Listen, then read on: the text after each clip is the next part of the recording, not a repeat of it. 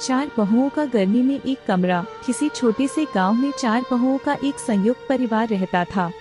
उनके घर में केवल एक ही कमरा था और गर्मियों की तपती धूप में यह कमरा भी उबलने लगता था। सभी बहुओं के नाम सुमन, राधा, गीता और माया थे। सुमन सबसे बड़ी बहू थी और हमेशा घर का सारा काम संभालती थी। राधा और गीता बीच की बहुएं थीं, जो अक्सर छोटी छोटी बातों पर झगड़ती रहती थीं। माया सबसे छोटी थी और उसे सभी काम सीखने का शौक था।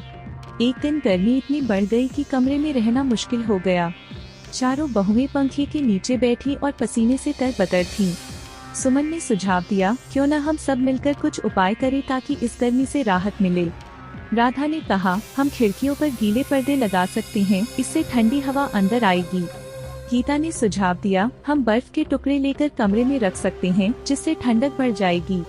माया ने कहा, और हम सब मिलकर ठंडा पानी पी सकते हैं, इससे भी राहत मिलेगी। सुमन ने सभी के सुझावों को मान लिया और सब मिलकर काम में जुट गयीं।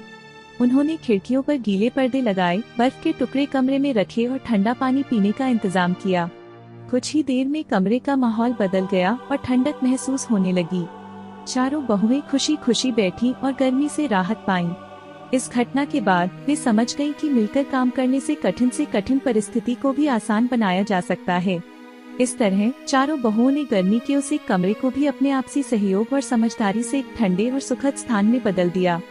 इस कहानी से यह सीख मिलती है कि मिलजुल कर काम करने से किसी भी समस्या का समाधान आसानी से किया जा सकता है।